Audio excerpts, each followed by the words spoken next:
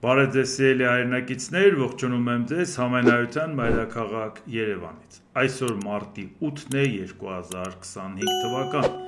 Կխոսենք աշխարհաքաղաքական տարածաշրջանային ներպետական ուշագրավ թեմաներից, որոնք կներկայացնեմ իմ մեկնաբանությամբ։ Եթե ասում ենք մարտի 8-ն է, այսօր կանանց միջազգային տոնն է,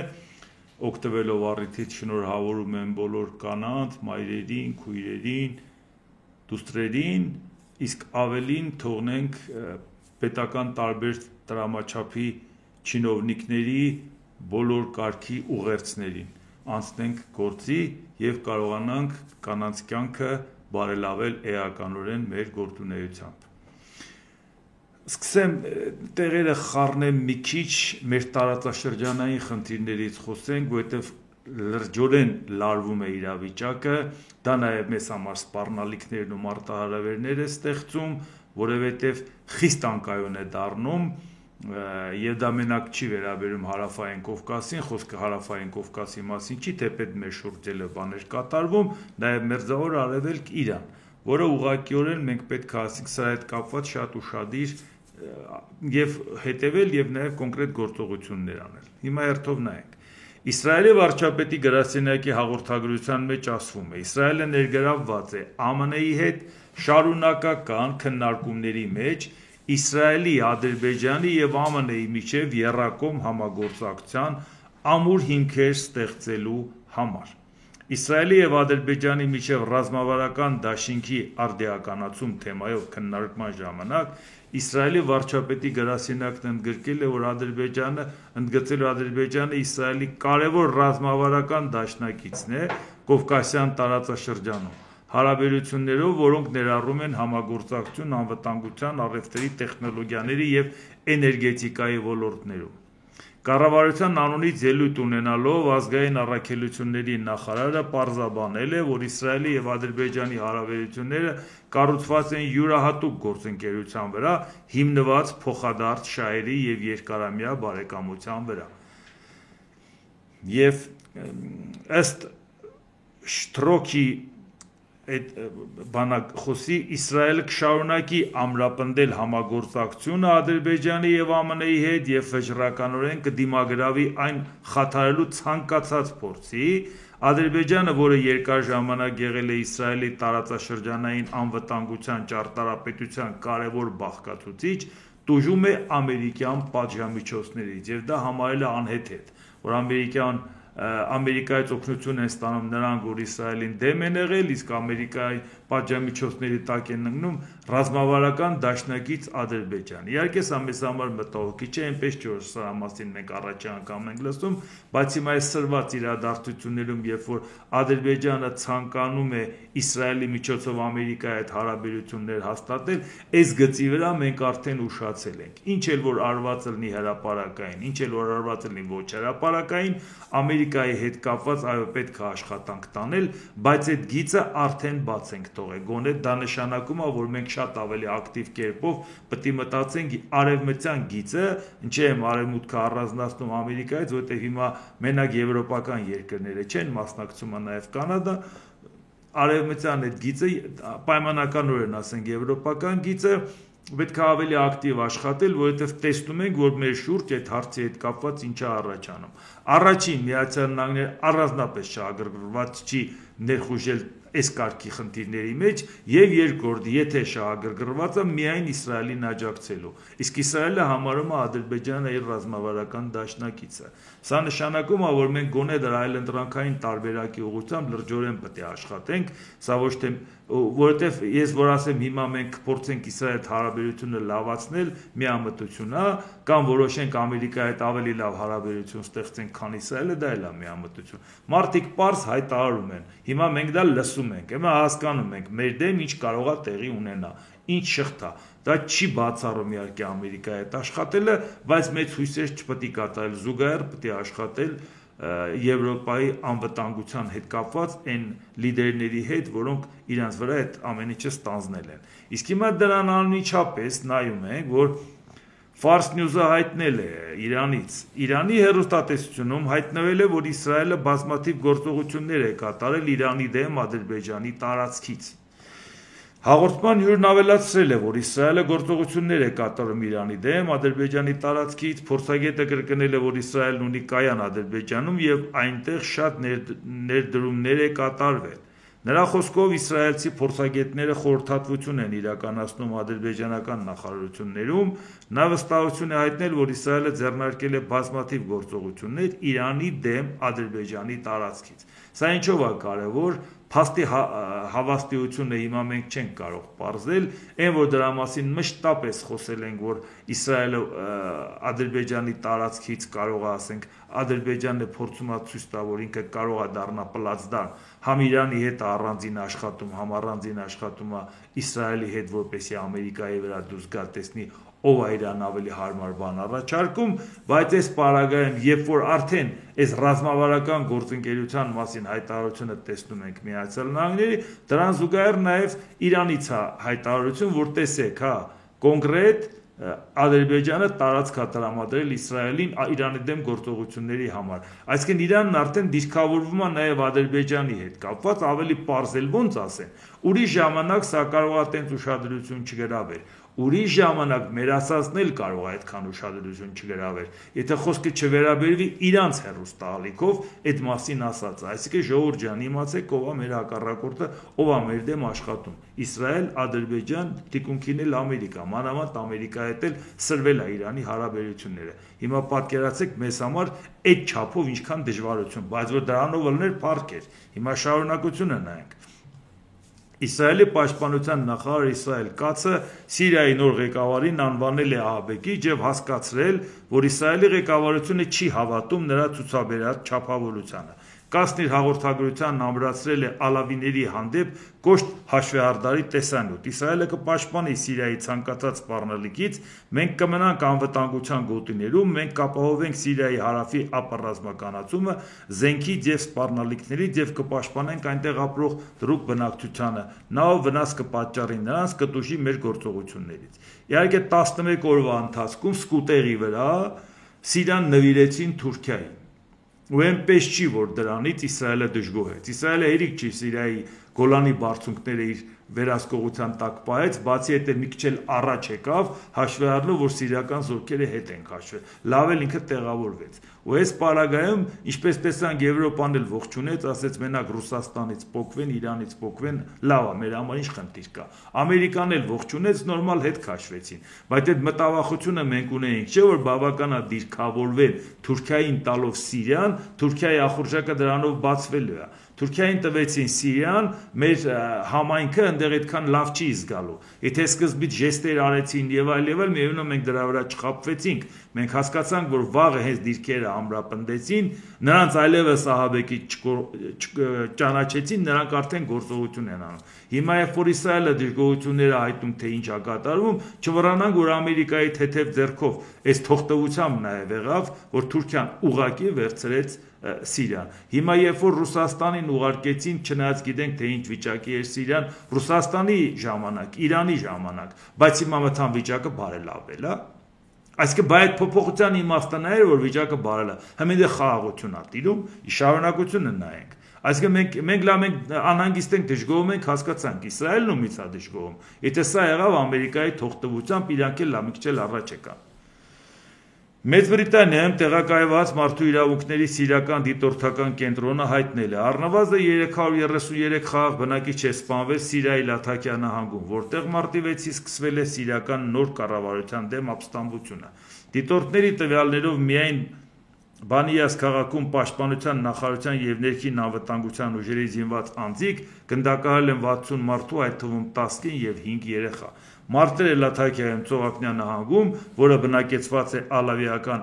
էթնոկրոնական խմբով, սկսվել են մարտի 6-ին, այն բանից հետո, երբ տապալված Բաշար al-Ասադին հավատարիմ խմբավորումները հարձակվել են Սիրիայի նոր կառավարության ուժերի վրա։ Իհարկե Սիրիայի Ասադի կողմնակիցները, որոնք որ հիմա գնացին այդ գործողությանը, դայև գալիս են նրանից, որ իրանք տեսան, որ համենայն դեպս վիճակը չի բարելավում։ Չեն ասում, որ նրանք process են սկսել, լավ են արել, բայց դրա դիմաց արդեն գնաց ուղղակի ցեղասպանություն։ Հիմա դրա համար, ասիկան այդ առիթով արդեն լրիվ իրավիճակը Սիրիայում խառնվեց եւ իշխանությունը, այսինքն թուրքական իշխանությունը այնտեղ կոչ է անում, որ բոլորը ձենքերը վար դրեք, այլապես կդնենք կոչնչացնենք բոլորին։ Հալեպում լույս տեսնող Գանձասար թերթի Լաթակիայի թղթակիցը ասել է,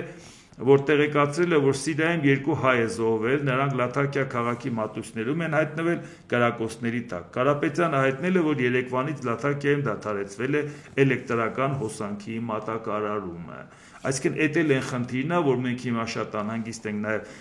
մեր համայնքի համար, ինչ որ մի ժամանակ Ասադի ժամանակ չեմ ասում լավ նորմալ վիճակ էր Սիրիայում, բայց այնուամենայնիվ իրանք գոնե խնդիրներ չունեին, էթնիկ զտման խնդիրներ չունեին։ Բայց հետո երբ որ իշխանությունը փոխվեց ու երբ որ արդեն Թուրքիան Էրդողանը կանգնեց, ասեց սա մեր պատմական տարածքներն է, Հալեպն էլ է մեր տարածքը եւ այլ, ասենք կոնկրետ նշեց, որ դա մենք պետք է վերցնենք։ Եվ նաև ասեց, որ Ամերիկան պետք է զորքերը հանի ընդհանրապես Սիրիայից, որպեսզի իմաստավորն է, որ այնտեղ պահում է, մենք այդ հարցերը պետք է լուծենք նաև քրդերի հետ։ Այստեղ այս մտահոգության մասին խոսել ենք, ինչքան էլ ասում են, տեսեք ամեն ինչ խաղաղ է, ինչ եք խառնվել իրար, ինչ կա անհանգստանալու։ Անհանգստանալու բան կա, ժողովուրդ ջան, մենք 11 օրվա մեջ տեսանք ոնց տվեցին Թուրքիային։ Իսկ Թուրքիան նաև էլի հավակնություններ ունի։ Իսկ հիմա արդեն Իրանի արտգործնախարար Աբբաս Արաղչին հայտարարել է, որ կասկած չկա, որ Սիրիայում իրադարձությունները տեղի են ունեցել Թուրքիայի եւ մի շարք այլ պետությունների անմիջական միջամտությամբ։ Իսկ ներկայիս խնդիրները ինչպիսիք են Իսրայելի կողմից սիրիական հողերի զանգվածային օկուպացիան եւ Սիրիայի պաշտպանական եւ գիտական ենթակառուցվածքների ամբողջական ոչնչացումը բնականաբար պատասխանատվություն է կրում նրանք, ովքեր նախաձեռնել եւ նպաստել են այդ փոփոխություններին։ Այսինքն հիմա արդեն տեսնում ենք Իրանը, որ դիրքերը զիջել էր հետեր քաշվել, Իրանը հիմա արդեն դժգոհում է եւ մեղադրում է Թուրքիային։ Մեղադրում է Թուրքիային այդ ամեն ինչի հետ կապված։ Իհարկե այս հարցի հետ կապված մենք նաև շատ լավ գիտենք, որ այն ծրագրերը, որոնք որ Հայաստանի նկատմամբ ոտնձգությունների շատ են խոսել այդ մասին, եթե Սիրիայի թիկունքին պետություններ էին կանգնած, մեր թիկունքին ով է կանգնած, 6 անգամ մեզանից տարածքով է մեծ, 6 անգամ մեզանից բնակչությամբ։ Բա մենք ինչի վրա ենք հույսներս դրել, առավել եւս երբ որ չկա նոր աշխարհակարգ, հինն էլ չի գործում, Ամերիկան էլ ասում է օվկիանոսի ցենկում ինձ շատ բաներ չի հետաքրքրում։ Ես լավ ուրիշ ծրագրեր ունեմ, բա ում վրա ենք հույսներս դնելու։ Իհարկե դա նրա համար չի, որ մարդիկ խոճապի մեջ ընկնեն, դա նրա համար է, որ մարդիկ զգոնալն են ու շադիր լինեն, եւ նաեւ մեր իշխանություններն էլ իմանան իրանց համարժեք քայլերը, որտեւ այս ինչ որ մեր շուրջը կատարվում է, առաջի հերթին գոնե իշխանական տեսակետից մարդիկ պետք է իմանան, լավ հիմա դա կատարվում է, բա մենք ինչ ենք անում։ Ընդհանրապես միայն նա, որ այսօր Նիկոլ Փաշինյանը պետական համալսարանի ուսանողներին ընդունել է միջազգայնագետներին եւ իրանց հետ հարցեր քննարկել, համարեն, որ դա բավարար է, ուսանողները իրանց հետաքրքրող հարցերը տվեցին, պատասխանները ստացան, գոհ գնացին կամ դժգոհ գնացին, այդ արդյունքում մեր հասարակության կասկածները փարատվեց, մի քիչ լուրջ չի ժողովուրդ ջան։ Բայց դրան զուգահեռ մենք տեսնում ենք ինչ է կատարվում։ ՀԱՊ-ի գլխավոր քարտուղար Իման Գալի Թասամ Գամբետովը հայտարարել է, որ ՀԱՊԿ պատրաստ է օգնության տարբերակներ առաջարկել, եթե Եվրամիությունը զորքեր ուղարկի Ուկրաինա։ Սա մի քանի օր առաջ էր ասել, ինչի հիմա ես այդ մասին ասեցի, որովհետև այս իրավիճակում Հայաստանը ՀԱՊԿ-ի անդամ է թեպետ սառեցված, բայց այնուամենայնիվ, եթե իրանք պատրաստում են զորք ուղարկել, գոնե մենք պետք է առիթը օգտագործենք, ասենք ժողովուրդ ջան, կներեք, մենք դրա տակ չենք մտել։ Տեղից է սառեցրել ենք, դուք էլ մեզ չեք օգնել։ Դրա համար ավելի լավ է մենք այս հայտարարության առիթը օգտագործել, որ Հայաստանին ներկայացում են պատերազմի մեջ։ Միայն այս առիթը բավարար է, որ Հայաստանը դիմի դուրս գալու մասին, բայց ինչպես տեսնում եք, Հայաստանին առիթներ պետք չի, ինքը ուղղակի լամնմա լամենակ հասկանա ինչ է կատարվում։ Եվ դա է պատճառը, որ այսինքն մենք նաև իշտ ենք նայում, էլի այս ընթացքում նաև մեր շուրջ այն զարգացումները, որը որ մենք տեսնում ենք։ Այսինքն Ադրբեջանի նախագահի օգնական Հիկմետ Հաջիևը գրել է. Ադրբեջանում ընթացող դատավարությունը լուրջ անհանգստություն է առաջացնում Հայաստանի քաղաքական ղեկավարության համար, մղելով նրանց դատավարության դեմ նոր քարոզչական արշավ սկսելու միջամտելով Ադրբեջանի ներքին գործերին։ Դատավարության դեմ անհարկի քարոզչություն անելու փոխարեն Հայաստանի կառավարությունը պետք է համագործակցի դատական գործընթացի հետ օգնելու տարածաշրջանում անցումային արդարության վերականգնմանը եւ կայուն խաղաղությանը։ Խաղաղության իրական մտադրությունը եւ Ադրբեջանի հետ հարաբերություններում նոր սկիզբը ի թիվս այլ բաների կցուցադրվի Հայաստանի պատրաստակամությամբ ընդունելու իր պատասխանատվությունը եւ հանձնելու ռազմական հանցագործությունների մեջ մեղադրողներին, հատկապես նրանց, ովքեր ներկայումս թաքնվում են Հայաստանի տարածքում, անհրաժեշտ են իրական քայլեր արդարության եւ խաղաղության համար, գրել է Հաջիևը։ Հիմա սա ինչ է նշանակում, մենք է սա էլ հասկանանք։ Ադրբեջանն ասում է խաղաղություն է ուզում, իրական քայլեր արեք, այսինքն սա նոր պահանջ է ներկայացնում իրական քայլերի համար բոլոր պատերազմի հանցագործներին տուր որ դատենք, այսինքն մոտավորապես մի քանի 100,000 մարդ, հա, ես ճիշտ եմ հասկանում այդ բոլոր պատերազմի հանցագործները, եթե որևէ մեկին իրանք անուն տան, բամանացած բոլորին հետո ցուցակական ենք, ասեն դուք էլ եք կռվե, բայց ինչի է իրանք այսպես լկտի անում, կարող է ասեն դե լավ, դե Ադրբեջանն ասեց ինչի եք բանի տեղ դնում, Ադրբեջանն ասեց բանի տեղ դնում ենք հենց նրա համար, որտեղից Ադրբեջանի նման լկտիություն, որտեղից, այսինքն ով է պատերազմի հանցագործ, ով որ գնացել է Արցախին օգնելու, Հայաստանն ունեցել է Արցախի հետ կապված հանձնառություն, Հայաստանն ունեցել է Հայաստան-Արցախ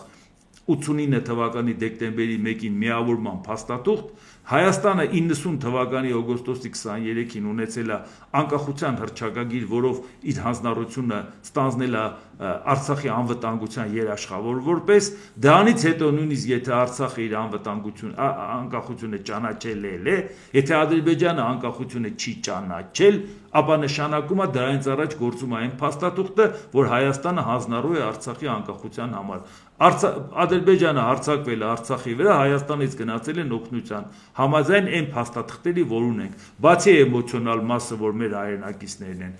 զուտ փաստաթղթային առումով այդ մարդիկ ճիշտ էին եւ միշտ կարող էին ասել օկուպանտը դուք եք, բայց երբ որ Հայաստանի իշխանությունները կանգնեցին ու ասեցին, որ 91 թվականից Արցախը Ադրբեջանի կազմում էր, մենք դա տեսել ենք, ուղղակի չուզեցինք ասենք, դա ասվեց մի բանի համար, որ Ադրբեջանը դա որպես փաստ մեր դեմ օգտագործի, մի քանի $100 միլիարդ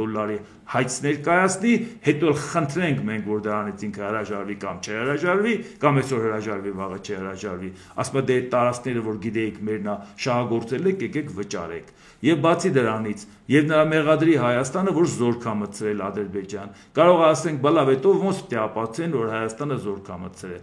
չէ որ գնում էին գրանցվում էին Արցախում էին գրանցվում, ընդեղ էին անցնում ծառայության, որևէ ձևով չէր ֆիքսվում, որ դա Հայաստանի քաղաքացի է, Հայաստանը իր տարածքից դուրս զորք օգտագործել չէր կարող, բայց չէ որ ազգային ժողովի բարձր ամբիոնից Նիկոլ Փաշինյանը կանգնեց ասեց, մենք զորքերը Արցախից հանել ենք, այնտեղ չունենք։ Մենք խաղաղության փաստաթուղթ ստորագրել ենք, որպեսզի Հայաստանի 25,000 զորքը, 25-ից 30,000 զորքը շրջափակման մեջ չգնա։ Կոնկրետ փաստերով նշել է Հայաստանի զորքը, ոչ թե հայերի զորքը, որտեղ արցախցին էլ է հայ, այլ Հայաստանի զորքը, որը որ մենք մտցրել ենք, Հայաստանի զորքը հանել ենք։ Դա հատուկ ասվել է նրա համար, որ Ադրբեջանը վերցնի դնի փաստաթղթերի տակ մեր դեմ հայց ներկայացնի։ Եվ երբ որ ես այդ մասին ասում եմ, շատերն ասում են Ադրբեջանին բանես գլխի գցում, ժողովուրդ ջան, ես հասկանում եմ, որ դուք ներվայնանում եք, որ ձեզ ցույց են տալի, թե ինչ արել Նիկոլ Փաշինյանը մեր գլխին։ Հա, բայց որ ներվայնում եք, պետք չի դա այն վրա ցույց տալ։ Ադրբեջանը այդ քայլերն արդեն արել է, որի մասին ես ասում եմ։ Ես ձեզ ուղղակի բացատրում եմ, թե ինչ է արել Նիկոլ Փաշինյանը, դա պետական հանցագործություն է, դա նույնիսկ միամտություն չի, դա նույնիսկ անգրագիտություն չի, դա հատուկ արվել է, որ Հայաստանի դեմ դա արվի։ Փաստորեն գործնականում ասում են, եթե դու ազգային ժողովի ամբիոնից ասել ես, որ մենք գիտեինք, որ Արցախը Ադրբեջանի կազմում է, չէի ուզում ուղղակի ժողովրդին ասեմ, բայց դեպքում դու եթե նույնիսկ գիտեիր, դու ո՞նց ես զորք ուղարկել։ Ո՞նց ես զորք ուղարկել քո տարածքից դուրս։ Դե ուղարկել ես հիմա բեր այդ մարդկանց դատենք։ Դատենք 92 թվականի առաջի Արցախյան պատերազմի օկուպանտներին, որովհետև դուք ասում եք 91 թվականից ենք ճանաչում դա։ Իմաստը որն էր, ճանաչեիք 2020-ից հետո գոնե, գլուխը կարա ասենք լավ, պատերազմ պարտվել եք, ճանաչեցիք, բայց դուք հատուկ դա նպատակային արվել։ Դա նպատակային արվել է, որ դա եղել է Ալիևի պահանջը, ժողովուրդ ջան, ստեղ պետք չի դրա մեջ մի ասել, դե լավ է, դրա մեջ իշք Ադրբեջանի ամեն ասածին բանի տեղ մի դրեք։ Ամեն ասած չի դա, ասում ենք խաղաղության չենք գնա։ Դու խաղաղություն ես ուզում, պատերազմի հանցագործներին տուր, որ դատենք։ Եթե դու իսկապես խաղաղություն ես ուզում։ Նիկոլ Փաշինյանն ասում է, թե հանցագործ չկա, դու ես ասել։ Բայց դու ասել ես 91 թվականից Արցախ Ադրբեջանի կազմում է։ Մենք մեր տարածքում սահմանադրական կարգ ենք վերականգնել։ Դու Հայաստանից ինչ ես զորք մտցրել։ Կոնկրետ իրանք պատասխանելու են Նիկոլ Փաշինյանի հայտարարությունով, որը վերցնելու են ազգային ժողովի բարձր ամբիոնից։ Պատահական խոսակցություն չի, ինքը հատուկ նպատակային Հայաստանի դեմ գործերը հատուկ հայտարարել ազգային ժողովի ամբիոնից։ Կամ էր ասուլիսի ժամանակ, որ որևէ տարընթերցում չլինի, որ ասեն այսպես չի ասել, այնպես է ասել, կամ բանը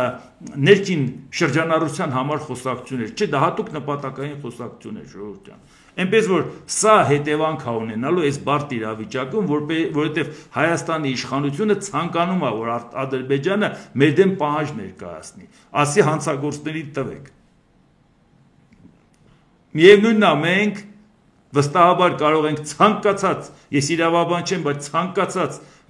միջին վիճակագրական իրավաբանը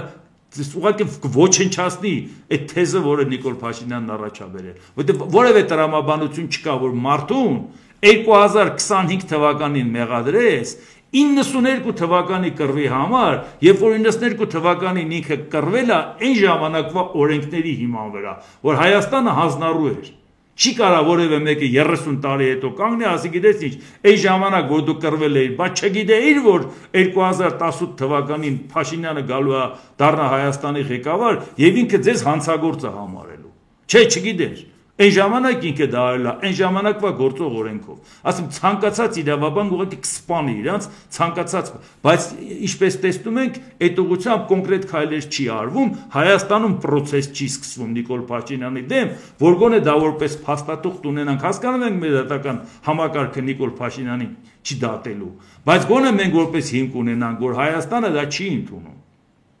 Դա ընդհանրապես Նիկոլ Փաշինյանն է ընդունում։ Ուզում եք տարեք իրան դատեք, ինքն է զորքը ուղարկել Ադրբեջան։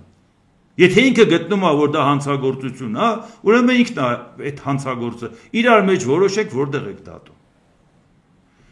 Եվ այս ֆոնին, երբ որ մենք նայում ենք ինչա կատարվում, էլի մի երկու օր առաջվա ինֆորմացիա տարածվեց, որ հանկարծ թյուրիմացության մեջ չլինեք, որ այս եվրոպական անվտանգության հետ կապված հանկարծ Հայաստանը կարող է իսկապես այդ ուղղությամբ քայլեր անի։ Իհարկե խոսում էին, որ երկրորդ ընթերցմամբ Եվրամիության անդամակցության հետ կապված այն հայտի օրինագիծը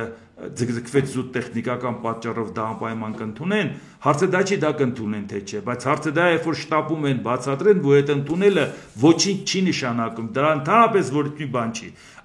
Ազգային ժողովի քաղաքացիական պայմանագիր խմբակցության պատգամավոր Վաղաշակ Հակոբյանն ասել է. մեր օրակարգում ԵԱՏՄ-ից դուրս գալու որևէ բան չկա, ՌԴ-ի հետ շարունակում ենք խորացնել մեր հարաբերությունները։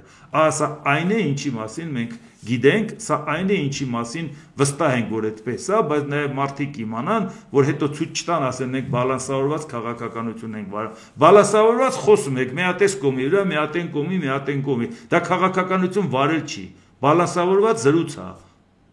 Ամեն մեկին ասել ձեր հետ եք։ Սա հետևանք է ունենալու, որտեղ մեզ ասում են կողմնորոշվեք, ժողովուրդ ջան, մեր շուրջը տեսնում եք ինչ է կատարվում։ Ամերիկան ինչ է անում, Եվրոպան ինչ է անում, Չինաստանը մյուս, այս ամեն ինչի հետ կապված մենք պետք է իմանանք, չէ՞ ինչ ենք անում։ ԱՄՆ նախագահ Դոնալդ Տրամպը, ես էլ նայենք էլի Իրանի հետ կապված, որ էլի մեզ համար շատ կարևոր է։ ԱՄՆ նախագահ Դոնալդ Տրամպը հայտարարել է, որ ցանկանում է ուղղակի բանակցություններ վարել Իրանի հետ միջուկային համաձայնագրի շուրջ եւ արդեն 3 նամակ է ուղարկել Իրանի գերագույն առաջնորդ Ալի Խամենեին։ Իհարկե դա մի երկու օր առաջ էր ասել, ուղղակի այս զարգացումները որ եղավ, դրա համար դրան նորից անդրադարձա։ ԱՄՆ նախագահը հայտնել է, որ իր դիրքորոշումը չի փոխվել եւ Իրանը չի կարող միջուկային զենք ունենալ։ Եթե Իրանը չգնա բանակցությունների, դա նրանց համար շատ տգեղ կլինի։ Իրանը չի կարող միջուկային զենք ունենալ, հասանելի այլ տարբերակներ կան, ասել է Տրամպը։ Կարծում եմ նրանք ցանկանում էին ստանալ այդ նամակը, մյուս այլընտրանքն այն է, որ մենք պետք է ինչ-որ բան անենք, քանի որ դուք չեք կարող թույլ տալ, որ այդ միջուկային զենք լինի, ընդգծել է Տրամպը։ Հիմա դուք ուշադրություն դարձնեք մի հանգամանքի վրա։ Նախ այդ որ ասում են նամակ ենք ուղարկել, դրան էլ կարադառնանք։ Բայց հետաքրքիր է որն է, Դոնալդ Տրամպը կանգնում եւ ասում է. Իրանը միջուկային զենք չպետք է ունենա։ Թույլ չենք տալու։ Այդ նույն Դոնալդ Տրամպը ինչա ասում, շատ հետաքրքիր նայեք։ Դոնալդ Տրամպը կոչ է արել ազատվել միջուկային զենքից եւ ասել, որ կցանկանար ապամիջուկայնացման բանակցություններ սկսել Ռուսաստանի հետ։ ԱՄՆ նախագահը հույս ունի, որ ԱՄՆ, Ռուսաստանն ու Չինաստանը կհամաձայնվեն ազատվել իրենց միջուկային զենքից։ Հիանալի կլիներ վերջ տալ դրան, որպեսզի մենք ստիպված չլինեինք այդպես խոսել միջուկային զենքի մասին։ Հիանալի կլիներ, եթե մենք բոլորս կարողանայինք ապամիջուկայնացնել, քանի որ միջուկային զենքի հզորությունը խելագար է, հայտարարել է ԱՄՆ նախագահը։ Հիմա մի հատ հասկանանք Իրանի հետ կապված ասածը եւ այս հայտարարությունը։ Նախ ինքը որ ասում է Ռուսաստանի հետ պետք է հաշվի նստենք, որ դա միջուկային պետություն է, միջուկային զենքի հետ կապված ինքը շատ զգուշավոր է։ Այսինքն միջուկային պետության հետ չի կարելի կատակներ անել։ Հիմա հարց է ծագում, երբ որ ենթադրենք Դոնալդ Տրամպի ասածը, Ռուսաստանն ու Չինաստանը լուրջ ընդունեցին եւ միջուկային զենքը Ամերիկայի հետ միասին վերացրեցին։ Ինքը ասել է, որ լուրջ ընդունեն, չէ՞։ Հիմա բայց վաղուց արդեն իրավ ոչ միասին լուրջ չեն ընդունում, որովհետեւ օրվա մեջ երկու տարբեր բան, եթե չասի, այդ օրը չի անցնի։ Իրար հակասող գոն երկու բան պետք է օրվա մեջ ասի։ Հիմա պատկերացրեք, Ռուսաստանը, Ամերիկան, Չինաստանը միջուկային զենքը վերացրել են։ Եվ այդ ընթացքում առիթից օգտվելով Իրանը միջուկային զենք է ստեղծում։ Ոնց է դա կանխելու Դոնալդ Տրամպը, եթե ինքը միջուկային զենք այլևս չունի։ Պարսատիկով Վաշինգտոնից խփելու է Թեհրանում նստած Այաթոլլա Ալի Խամենեի աչքին, ինչ է անելու։ Լավ ոնց կարելի է սենց բան անել, լավ ժողովուրդ ջան։ Ոնց կարելի է մի կողմից ասել մենք բերեք միջուկային զենքը իրեքով վերացնենք,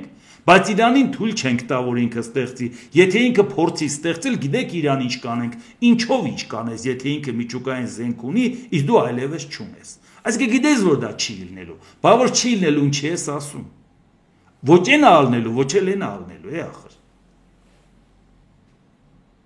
Իրանի արտգործնախարար Աբբաս Արաղչին հայտարարել է. մենք ոչ մի ուղղակի բանակցությունների մեջ չենք մտնի ԱՄՆ-ի հետ, քանի դեռ նրանք շարունակում են իրենց առավելագույն ճնշման քաղաքականությունը եւ իրենց սպառնալիքները։ Այսինքն այն, որ ասում նստենք բանակցենք, ասма չի լինելու։ Իսկ ՄԱԿ-ում Իրանի մշտական ներկայացուցիչը հարցին Տրամպը հայտարարում է, որ նամակ է ուղարկել Իրան,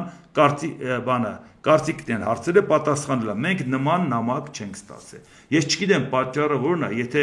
իսկապես դիվանագիտական փոստով նամակ է ուղարկել Դոնալդ Տրամպը, բայց այդ մասին ասել է,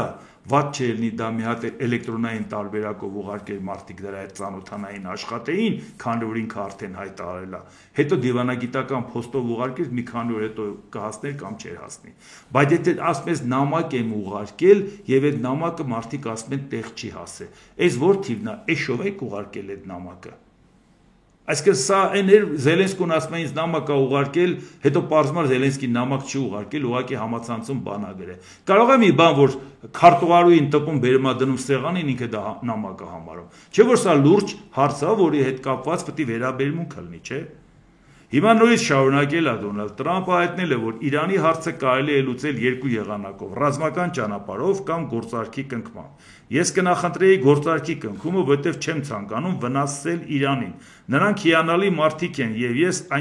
այնքան շատ իրանցիների գիտեմ։ Ես կնախընտրեի բանակցություններ վարել գործարքի մասին։ Վստահ չեմ, որ բոլորն են համաձայն ինձ հետ, բայց մենք կարող ենք գործարք կնքել, եթե նույնքան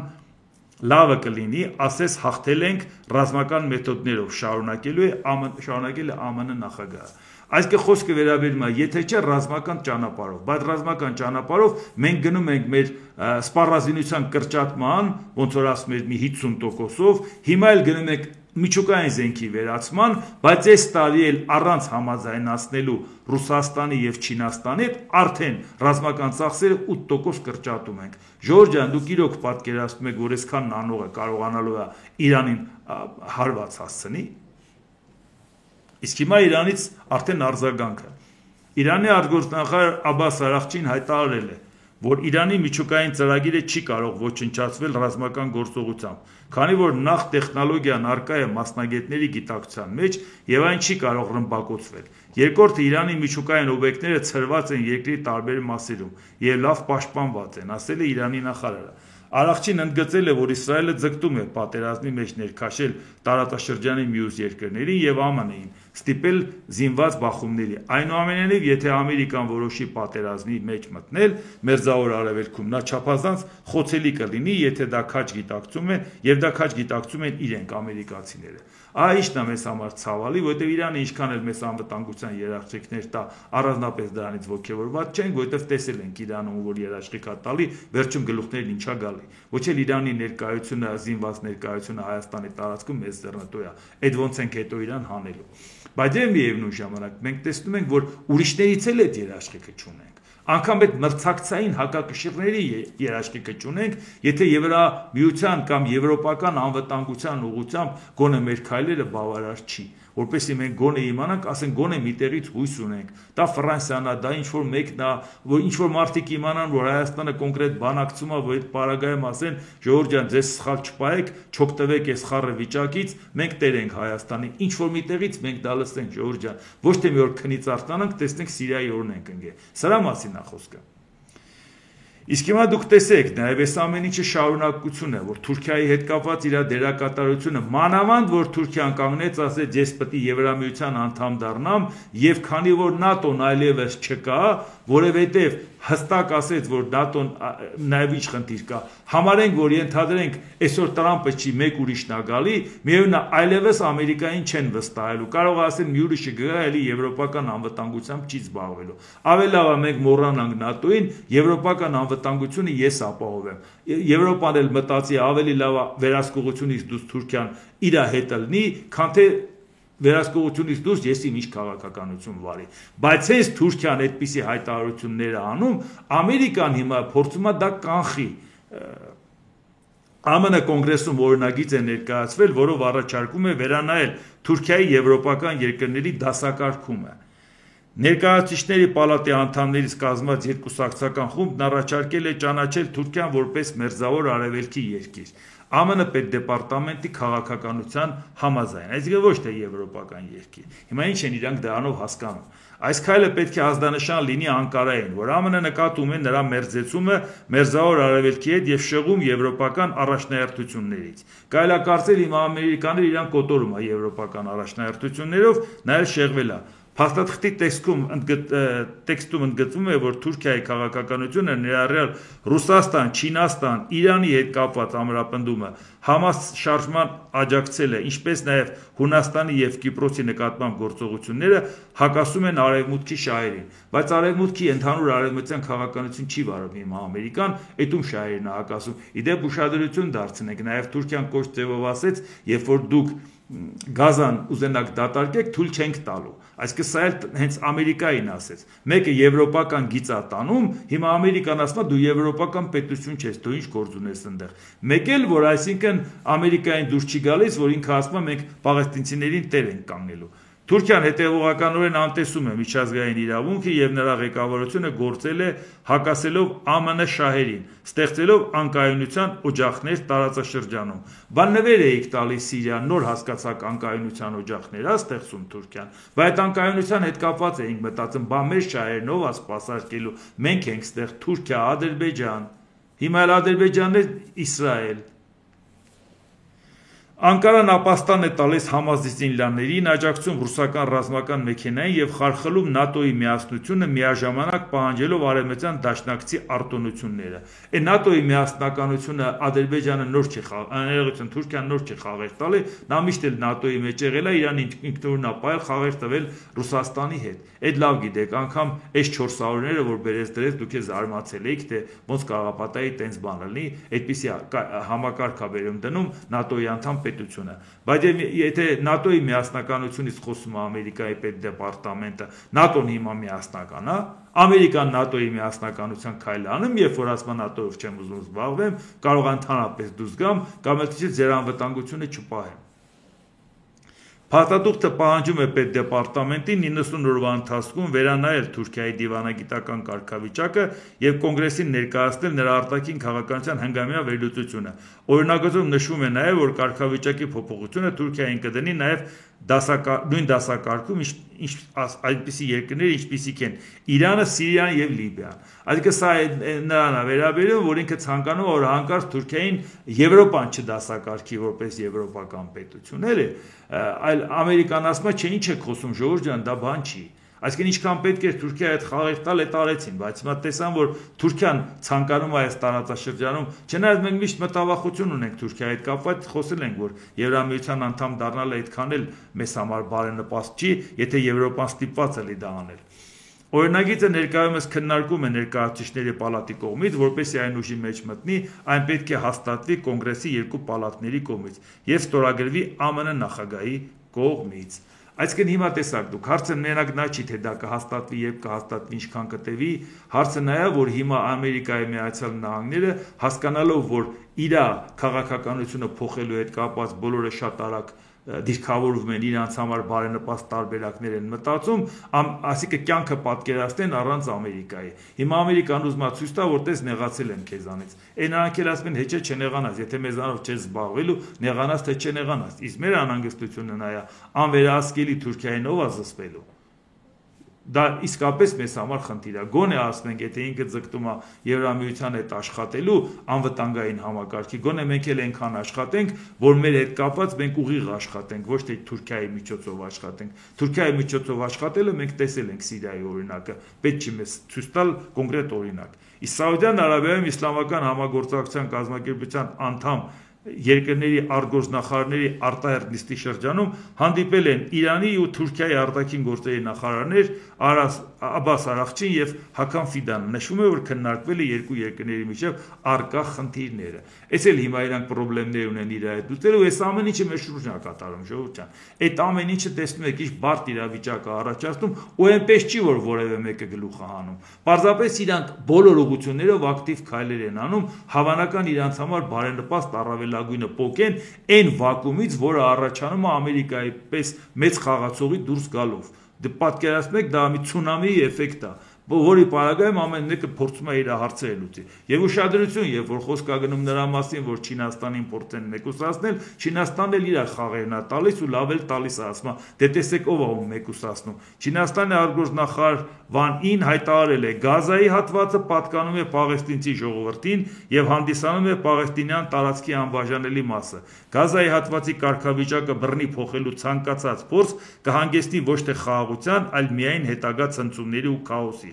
Մենք աջակցում ենք Եգիպտոսի եւ արաբական պետությունների Գազայի հատվածի խաղաղ վերականգնման ծրագրին։ Ընդհանուր ընդունված կանոնները չեն կարող խախտվել։ Խոշոր պետությունները, որոնք իսկապես մտահոգ են Գազայի հատվածի բնակության համար, պետք է նպաստեն կրակի լիարժեք եւ տևական դադարեցմանը, մեծացնեն մարդասիրական օգնությունը, հավատարիմ մնալով պաղեստինցիներն են կառավարում Պաղեստինը սկզբունքին եւ նպաստեն Գազայի հատվածի վերականգնմանը, ասել է Չին նախարարը։ Իհարկե լավ եք հասկանում, որ սա մենակ հարցը նա չի, որ Գազայի հետ կապված է, դա զուտ կոնկրետ հակազդեցություն է Ամերիկայի Միացյալ Նահանգներին, որ հանկարծ չփորձես Գազան դատարկելու մասին մտածես։ Մենք կանգնած ենք այդ ծրագրի շուրջ, այդ մարդիկ այդտեղ մնալու են։ Նախարար Վանին ընդգծել է, որ առանց խաղաղ Մերձավոր Արևելքի ամբողջ աշխարհում խաղաղության մասին խոսք լինել չի կարող։ Մերձավոր Արևելյան կարգավորման առանցքը մնում է պաղեստինյան հարցը։ Ավելի կոնկրետացնում են դեպքում, երբ որ Իսրայելն էր ասում, այնա Գազան տանք ընդեղ Ամերիկային, Հորդանան գետի արևմտյան ափը եւ արևելյան Երուսաղեմն էլ Իրան, արանքը տակը բան չի մնում, այդ ինքնավարությունն էլ լուծարենք, վերջացնենք։ Բայց հիմա իրանք ասում են, ինչ ինքնավարություն, պետությունը պետք է վերականգնես։ Վանին հայտարարել է, որ որպես Մերձավոր Արևելքի ռազմավարական գործընկեր, ուշադրություն,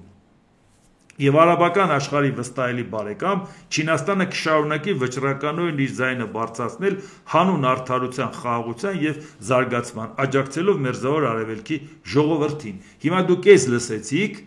հասկանալի է, որ դա անդեմ Ամերիկա է։ Դե նույնը հիմա լսենք, թե Եվրոպան ինչ արձագանք է տալի նույն հարցի հետ կապված։ Իտալիայի արտգործնախարարությունը հայտնել է, Ֆրանսիան, Գերմանիան, Իտալիան եւ Մեծ Բրիտանիան աջակցել են Գազայի հատվածի վերականգնման արաբական ծրագրին, ինչին աջակցում է Չինաստանը։ Այն որ ասում ենք Չինաստանը Եվրոպայի հետ աշխատելու է։ Եգիպտոսի մայրաքաղաք Կահիրեում տեղի է ունեցել արաբական պետությունների լիգայի արտակարգ հանձնաժողովը, Պաղեստինի հարցով արդյունքում մասնակիցները հավանություն են տվել Գազայի հատվածի վերականգնման համար Եգիպտոսի մշակած ծրագրին, որը ենթադրում է Պաղեստինցի ժողովրդի ներկայության պահպանում իրենց հողերում։ Այսինքն ինչ ծրագիր ուզում եք անեք վերականգնել, այդ մարդիկ մնալու են իրենց տարածքում, դուրս չեն գալու։ Ծրագիրը բաղկացած է 3 փուլից։ Առաջինը իրենց տները կորցրած պաղեստինցիներին ժամանակավոր կացարաններ տրամադրելն է, բայց սեկտոր Գազայում չեն հանելու։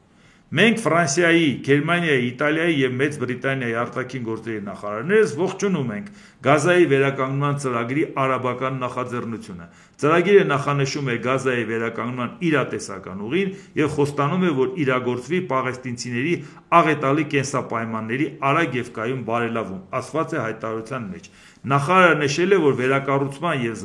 վերականգնման ջանքերը պետք է խարսխված լինեն ամուր քաղաքական և անվտանգության հիմքի վրա, որն ընդունելի է ինչպես իսրայելցիների,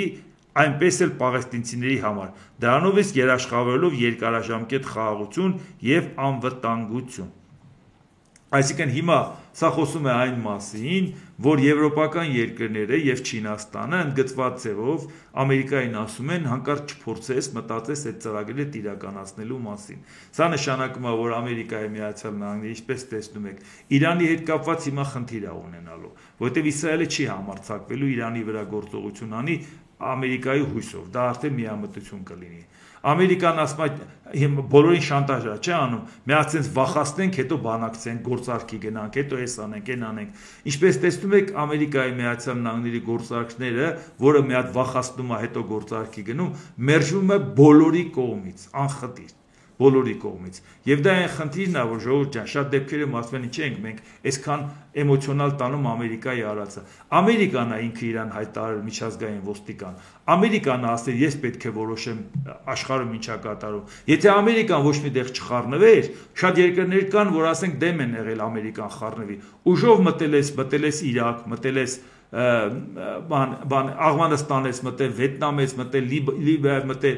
բա ով էր քեզ խնդրում դա անեիր։ Ասես ոնց ես կարգ ու կանոն եմ, կամ ենթադրենք Քուվեյթ էր մտել Իրաքը, քեզ ինչ մտելա չի մտել, եթե օվկիանոսը ձեզ բաժանում է, ինչի էր խառնվում։ Ասում է ես պետք է որոշեմ աշխարհակարգում, այս աշխարհում պետք է կարգ ու կանոն լինի, թե չէ։ Մի մասը ողջունել է Ամերիկայի գերակայությունը։ Շատ նորմալ է։ Ես օրինակ ողջունել եմ եւ գոհ եմ եղել, հիմա էլ դեռ հույսս չեմ կտրել, չնայած անդառնալի կորուստներ ա կրում Ամերիկան։ Բայց եւ միևնույն ժամանակ ես մտածում եմ, եղբայր, եթե դու այդ բանն արել ես, դու ես որոշել այդ ամեն ինչը։ Այսինքն մենք չենք որոշել, Ամերիկա ջան, արի մեզ տիրություն արա։ Դու առաջարկել ես, որ ես դա կանեմ, դու մարդկանց ֆինանսավորել ես տարբեր երկրներում, որ ամերիկյան ժողովրդավարություն քարոզեն, բարեբախտաբար ես այդ գումարները չեմ ստացել, դրա համար եմ շատ ծանր տանում, որովհետեւ իմը գաղափարական բորբոքվածություն է։ Մեկ ուրիշը ստացել է, բայց այդ մարդուն ինչի եք տվել, որ այդ արժեքները գովաբանեն։ Մեկ էլ մի օր կանգնում ասեք, Ժորժ ջան, կարող է ձեր ձեռը կրակնենք, ընկեր, մենք գնացինք։ Ասեիք, որ դուք գնալու եք, ոչ թե մարդկանց ամոթակ տայիք, թխիչ եք առաջավորին ձգտում, մարդիկ գլուխները կախ իրանց համար ապրեին, ռեգիոնալ քաղաքականություն կանեին, թե ավելի մեծ ռեգիոնի մեջ քաղաքականություն կանեին, բայց այդ ամեն ինչը ուղեցույց եք ցույց տվել, փարոս եք ցույց տվել, այդ մարդը ամեն ինչը ով էլ չի ենթարկվել ուժով ճնշել եք, հետո կանգնում ասում եք կարող է մեր ձեռը կրակնենք ընկել, բա դուք ինչի եք մարդկանց վրա մուննատ գալ, եթե դուք եք այդ դրվածքը դրել։ Մարդիկ դրա համար փաստի առաջ են կանգնել, չէ։ Դրա համար էլի Ամերիկայի հետ կապված էլ խոսենք վաղը, խոսենք Կիրակիա ահագին թեմաներ կա, անընդհատ փորձում եմ հասցնեմ, բայց չեմ հասցնում, դե չեմ ցանկանում շատ հոգնածնել։ Դե ինչ այսօր այսքանը, եթե հավանեցիք, սեղմեք լայք կոճակը, բաժանորդագրվեք Էդվարդ Անտինայի YouTube-յան ալիքին, սեղմեք զանգակ կոճակը, գրեք մեկնաբանություններ, գրեք հարցեր, դիտեք եւ դատեք ինքներդ։ Շնորհակալություն։